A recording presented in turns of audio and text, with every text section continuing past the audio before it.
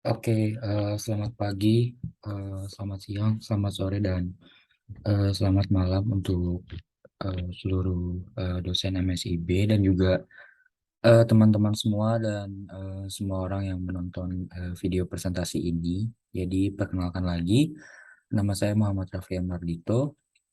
Di sini saya akan menjelaskan mengenai laporan magang saya part 2 dari Oktober sampai Desember. Jadi, konten yang akan saya jelaskan dalam presentasi kali ini, yang pertama ada pekerjaan selama magang, yang kedua ada analisis relevansi, yang ketiga ada lesson learn, dan yang terakhir ada saran. Yang pertama masuk ke dalam pekerjaan selama magang. So, what have I done? Ya, jadi apa aja nih yang udah saya kerjain dari Oktober sampai saat ini? Yang pertama ada daily tasks PM, seperti meeting, terus juga mengikuti seluruh rangkaian Scrum, eh, weekly meeting, dan juga rangkaian Scrum seperti sprint planning, sprint grooming, dan juga rangkaian aktivitas lainnya dalam proses product development gitu. Jadi end-to-end prosesnya. Yang kedua ada create a new microsite untuk UMKM di Indonesia dan juga di beberapa universitas di Indonesia. Yang ketiga, develop improvement pilot untuk API LKPP V3. Kemudian create dokumen release engineer seperti hotfix atau bugfix dokumen, di mana hal ini dibuat saat adanya uh, improvement dari bug atau isu-isu yang ada gitu.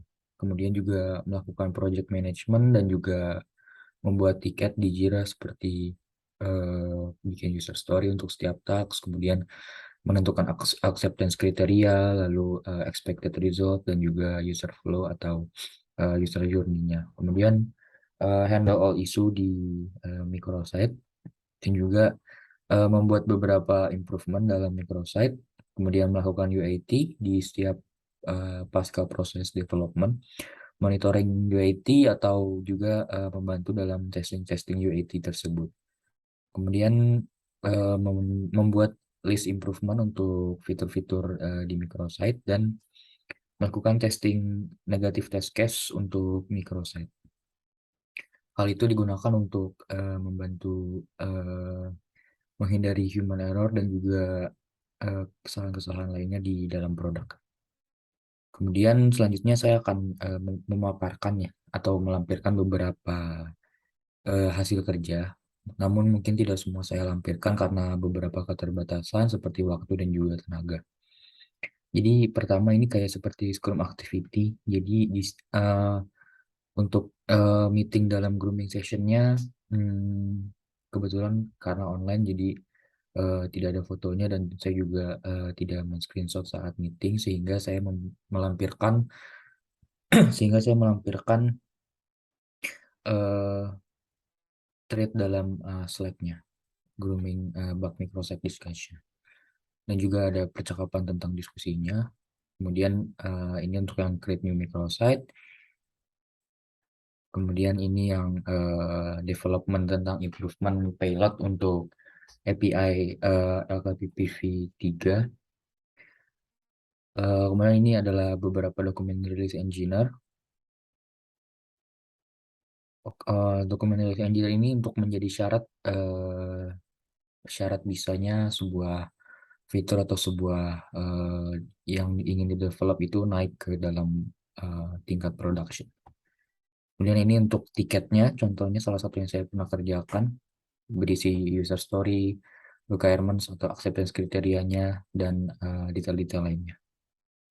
Kemudian ini adalah Kanban board-nya atau board di Jira-nya untuk project management-nya gitu. Oke, yang kedua saya akan menjelaskan tentang analisis relevansi. Jadi analisis relevansinya dengan perkuliahan di Fasilkom, yang pertama itu manajemen proyek TI. Seperti yang tadi saya katakan bahwa saya melakukan project management yaitu di Jira Board gitu. Jadi dengan belajar manajemen proyek TI, saya jadi mengerti dan lebih mudah gitu untuk melakukan manajemen proyek di proses saya selama magang. Kemudian propensi atau proyek pengembangan sistem informasi, di mana di provinsi itu saya benar-benar mengerti dan juga belajar tentang seluruh rangkaian Scrum Activity sehingga saat bekerja saya juga tidak kaget dan tidak bingung apa nama-nama dari rangkaian Scrum tersebut. Dan juga saya jadi lebih familiar dengan seluruh rangkaian proses development-nya. Kemudian sistem interaksi, hal itu lebih untuk ke dasar dari UI UX gitu. Kemudian matematika diskrit, di mana matematika diskrit itu membantu saya dalam berpikir secara logika dan lebih membantu dalam problem solving. Kemudian prinsip-prinsip manajemen juga relate karena membantu dalam hal-hal manajemen dasar. Untuk basis data nomor 6 relate, eh, saya jadi bisa untuk mengquery query-query dasar untuk mengambil data-data dasar di database. Selanjutnya untuk Ana Prancis itu membantu saya dalam membuat sebuah flowchart agar menjadi flowchart yang baik. Kemudian SDA itu saya jadi lebih mudah dan nyambung untuk saat ngobrol bersama developer gitu, karena saya sudah mempunyai dasar-dasar logika berpikir dari sebuah algoritma. Kemudian komunikasi bisnis dan teknis itu communication di dalam sebuah perusahaan dan bagaimana kita berpresentasi dan juga melakukan hubungan dengan rekan kerja. Dan yang terakhir APAP itu membantu sama seperti SDA yang membantu saya mengerti tentang menentukan story point atau kesulitan-kesulitan dalam setiap fiturnya. Nah, selanjutnya saya menjelaskan lesson learn.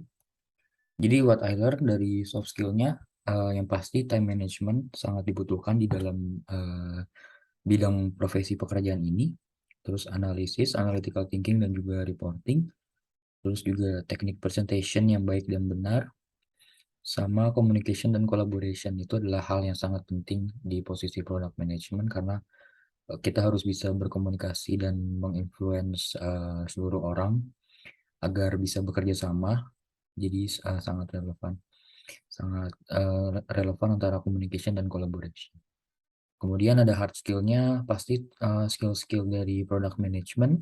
Kemudian saya juga semakin mahir dalam membuat user story, acceptance criteria, user flow, dan flow chart. Hal itu membantu saya untuk kedepannya dalam seperti membuat berbagai fitur-fitur di dalam PRD. Kemudian pengoperasian sistem microset itu sendiri, membuat dokumentasi yang baik, sama memahami bisnis proses di sebuah e-commerce. Kemudian bagian yang terakhir itu ada saran. Oke, saran untuk mitra. Kedepannya mungkin yang saya rasakan itu para peserta magang bisa lebih berkenalan satu sama lain. Karena ini kan full remote, jadi mungkin bisa ada beberapa kali ada acara bonding gitu. Kemudian yang kedua, para peserta magang dapat lebih dilibatkan untuk bekerja sama, khususnya di dalam proyek saya itu proyek kampus marketplace. Saya masih kurang merasa bekerja sama dengan para peserta magang lainnya. Saya hanya banyak bekerja sama dengan satu squad saya, di mana ada Mas Mbak full time-nya, dan yang terakhir yang tadi saya sempat bilang juga bisa dibuatkan sebuah acara untuk seluruh peserta magang agar bisa lebih bonding.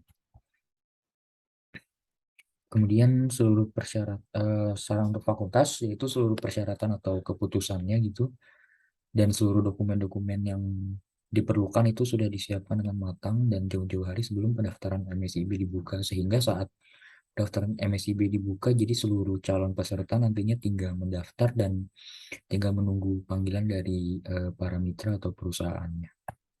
Nah, yang terakhir untuk calon peserta, yang pasti mempersiapkan seluruh dokumen yang dibutuhkan nih dari jauh-jauh hari. Kemudian cari tahu juga program yang cocok, apakah ingin magang, studi independen, atau yang lainnya. Kemudian jika sudah menentukan program atau bidang yang diminati, bisa melakukan latihan interview agar mempermudah juga nanti dan memperbesar peluang lolos kalian di program tersebut. Oke, jadi sekian dari saya. Terima kasih. Mohon maaf apabila ada kesalahan. Thank you.